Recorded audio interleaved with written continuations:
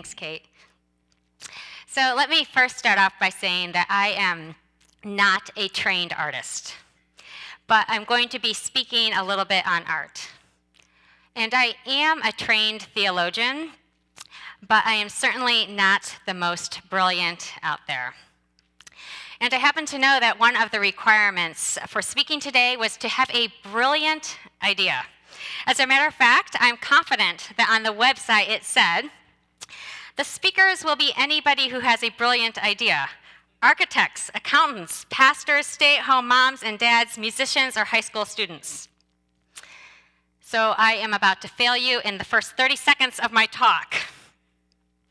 I don't have a brilliant idea.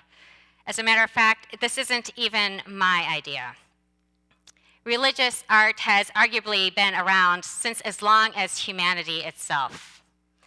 There are line drawings dating back to 70,000 BCE. Plus, images such as this Rembrandt of the Prodigal Son, painted around 1667, have saturated our society for hundreds of years. And yet, in most of our churches, most of our classrooms, in most of our workplaces, we leave the art to the 8-year-olds. I would venture to guess that unless you have small children at home, you haven't picked up clay, paintbrushes, or crayons for your own enjoyment in a long, long time. Let alone use art as a tool for exploration, learning, or worship. As I said in the beginning, I'm not a trained artist, but I do paint a fair amount. There is an adage that if you're a writer, it says, one doesn't write because they know something, but one writes to know. And I have found that to be true with painting also. I learn things about myself and about God as I paint. Now, for those of you who don't know me, let aside my last name change, when I was a kid, I was really, really shy. I didn't raise my hand in school. My handwriting was so tiny that teachers complained to my parents that they couldn't read it, because I was afraid that if you could actually read my answers, you would find out that I was wrong.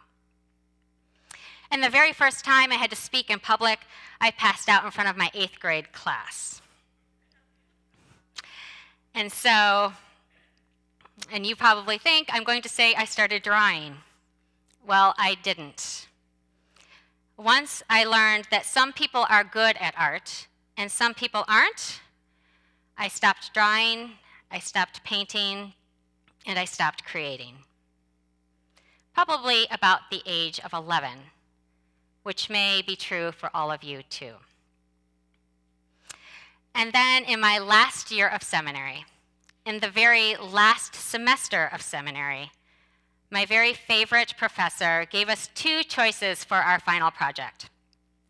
We could write a paper on one of the 7 deadly sins relating to the text that we had read.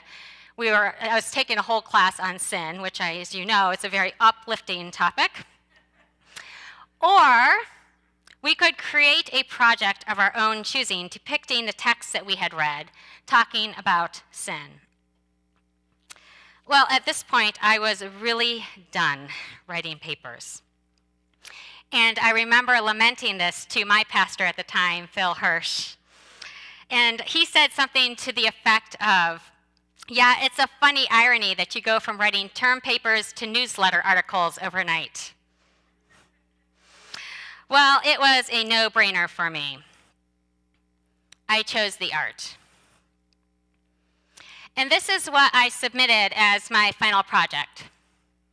Now, I could explain to you why I chose the colors, and the transparencies, and the secular images, and the words. I had to explain all those things when I submitted the project. But you don't really need to hear all of that. Like I said, I am no Van Gogh. But out of all the classes I took in seminary, the one I remember the most is the one on sin. And I hardly ever preach on sin. It's not my favorite topic. Sure, the professor was fabulous, and the book we had to read was great. But the fact that I had to seek to express that which I learned, that which I understood, and that which was part of myself through something other than the words that I had already been provided in the text, forced me to delve into not only my mind, but also into my heart. As many of you probably know, there is a verse and theme that is repeated throughout the Bible that says, "I will put the law in their minds, and I will write it on their hearts, and I will be their God, and they will be my people." That writing on our hearts piece is, for me, the most stunning declaration that God can make. It reminds me that God has tattooed on our hearts his words, that God himself has put a message on our hearts. God himself has put a message on your hearts. And I guess that seminary experience was the original seed for my idea, but it was always my thing. I didn't do much more with it than paint a couple times a year.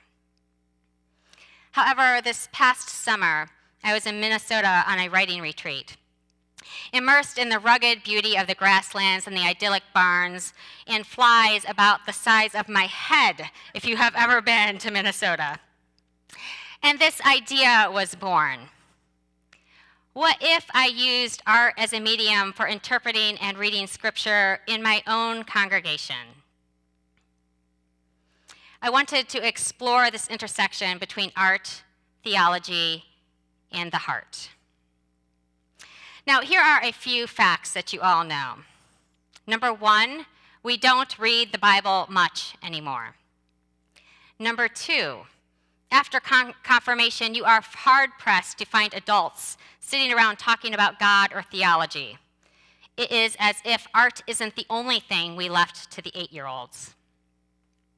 And we don't trust our own words to explain what we are thinking, at least when it comes to God.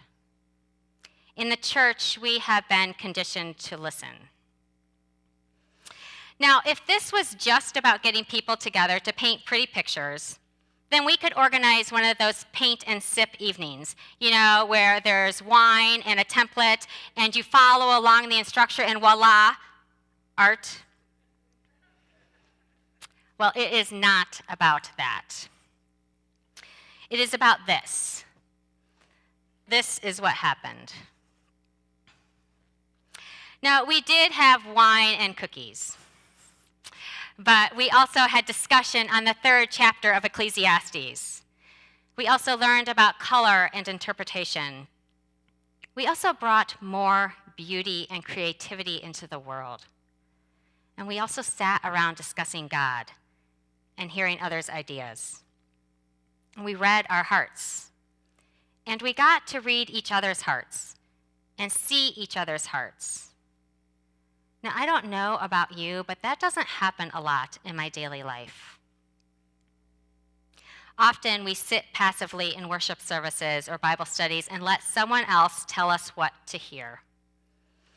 And I have found that by asking people to use all their senses and giving them permission to bring more beauty into the world, I found that to be a wonderful bridge to the divine. Now, I could probably talk about how much I believe in using art as a medium for biblical interpretation all day. But what I'd like to tell you is how to implement something like this in your own congregations or in your own worship spaces. Because when I come to things like this, I like to leave with something that is concrete, some takeaway, something for me to do. So the first thing I had to do was I had to find a trained artist who would be willing to co-teach with me. Sure, I could have asked people to just draw pictures, but by having an artist talk about image, about color theory and emotion, and composition, it encouraged people to think about the biblical portion through new lenses. So, for example, our scripture was Ecclesiastes 3.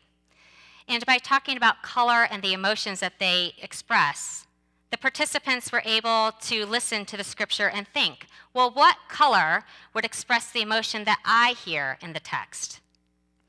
What feeling do I have when I listen to that? And what image would express that feeling? So the artist that I worked with, her name was Cynthia Johnson. She was able to teach that technique and give guidance that I don't have.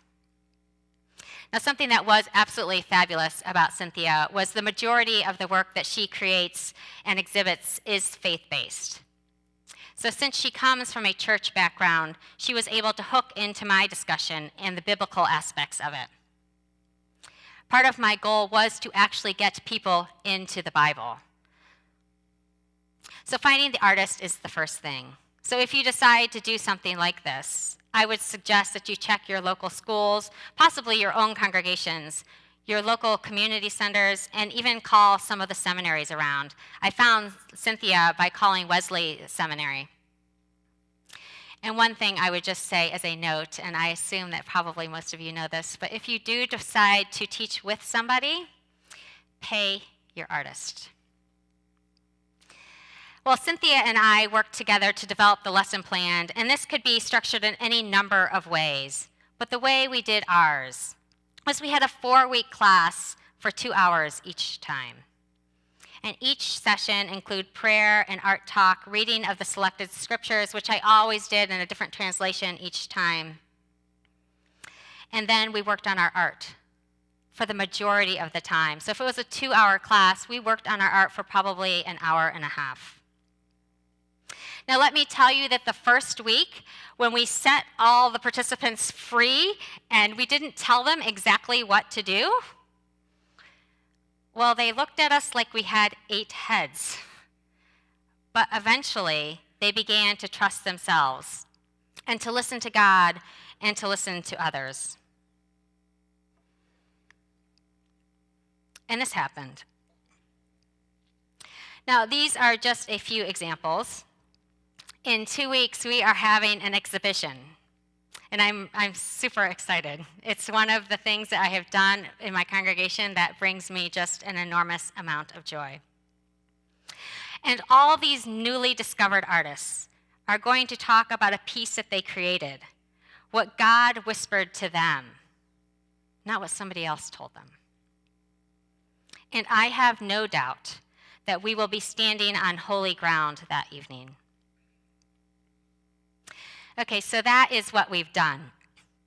But I would very quickly like to tell you what I dream of.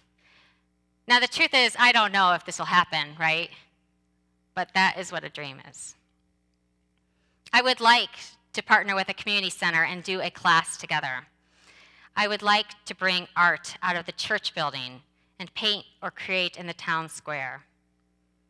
I would like to have a class for teens, and we could do something with graffiti. I would like to do a class with icons. See, too often, the places where poor people are served are ugly and bare and graceless spaces. Too often, functionality and form contain and suffocate us, taking precedence over creativity and innovativeness. And it's my dream that our congregations, all of our congregations, will be places that will spill beauty into the world. It would be really too strong for me to say that art and beauty will save the world. Plus, as we all know, Jesus has already done that. But I do know that the experiences of God's love have the power to save me from despair over all that is broken and ugly in the world around me. And I know that is beautiful. So there you have it, my brilliant idea. Break out your crayons and your markers and your paints and your canvases. Thank you.